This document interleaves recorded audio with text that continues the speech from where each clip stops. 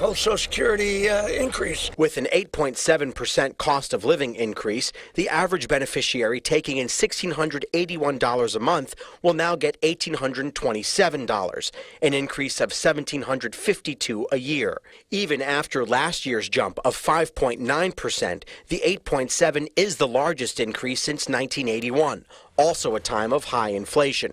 Since inflation started rising. Here is the most important stimulus news. Folks, first of all, progress finally being made in Congress. The lawmakers have passed a bill to prevent a government shutdown from actually happening before Christmas.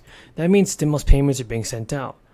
So Biden is expected to sign this bill into law, and I know many of you are wondering whether this bill, new stimulus bill, includes a stimulus check. Well, first of all, the Senate already passed it in a stopgap funding bill, and so the bill is now on its way to Joe Biden's desk.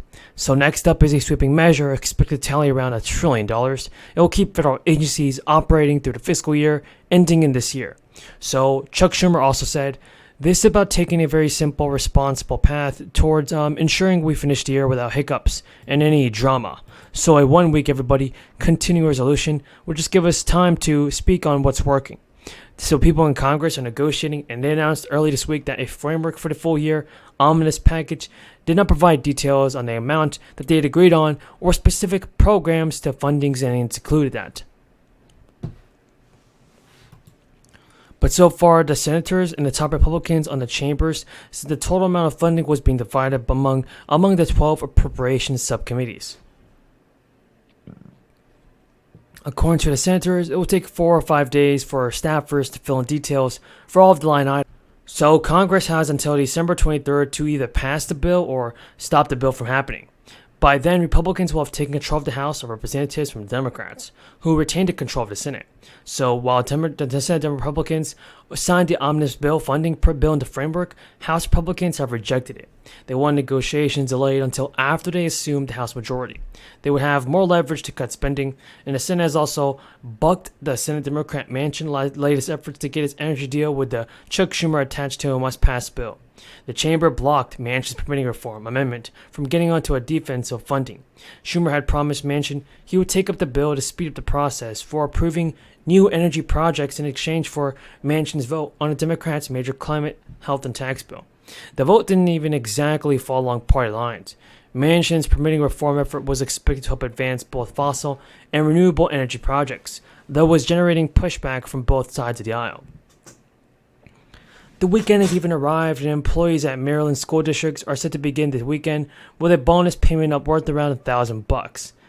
The bonus for employees at Anne Arundel County Public Schools is a payment that received the full backing of the Board of Education. The money will be prorated based on an employee's full-time equivalency, and will be sent to all permanent employers, aside from those on leave of absence for December 16th. School officials even told reporters that no school system can even be great without great people, and the work they are doing in the face of some stiff challenges is incredible. The bonuses will be funded from money that the school district saved from vacancies that it experienced across the system. It means the school system will no longer need to request more funding to cover these bonus checks. Employees who have also informed the healthcare premium holiday on December 28th have no healthcare premiums will be deducted from employees' pay on that day. It's occurring due to the level of the system's healthcare fund balance. The Virginia Beach School Board also approved a second round of retention incentives for all division staff, which they can expect to see in their paychecks this year. The $1,000 for full-time equivalent staff will cost the school system approximately $12 million in federal crisis money. But one thing I know is that President Biden should definitely do more for the American people and send out stimulus payments, because it's only getting worse. Inflation is increasing, so stimulus needed. The third largest Mitchell llama in the state was in my old congressional district. It was called Starrett City. And guess what happened in Starrett City? It comes back again. So these big shot developers, just like with Co-op City, wanted to take it over, kick all the middle class people out, charge high rents, and ruin the whole place. Guess who stopped them? Me. Wait. Guess who was trying to do it? Trump. Bernie knows. And we beat him. So, but there is no place better than Co-op City. And I have so many stories about this place. When my daughter was 2 and we would drive by, that was one of the first places she learned. She'd point and say, Co-op City.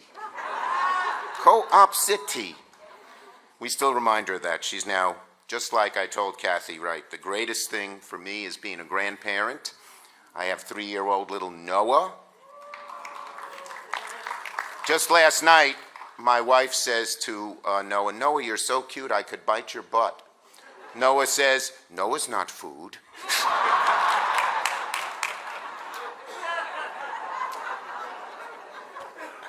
But Kathy just became a grandma of a beautiful girl, and Noah's expecting a baby sister at the beginning of June, so life goes on in a lot of good ways. Okay, so folks, this is to have people have a place to live, working people, the people who work in the hospitals and drive the buses and work in the office buildings.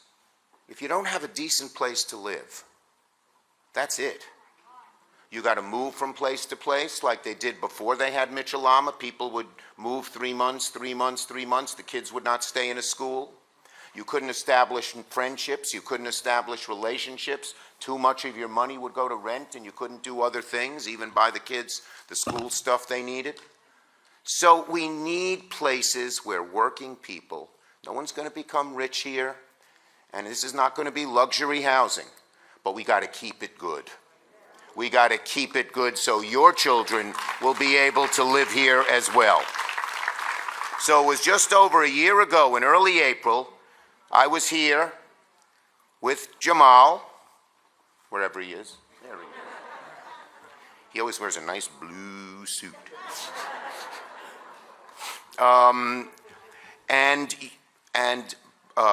Bernie told us, and Bob told us, that we had this amazing opportunity, that opportunity had come knocking. But they needed the federal government to act. They needed the federal government to act, and swiftly to answer the call.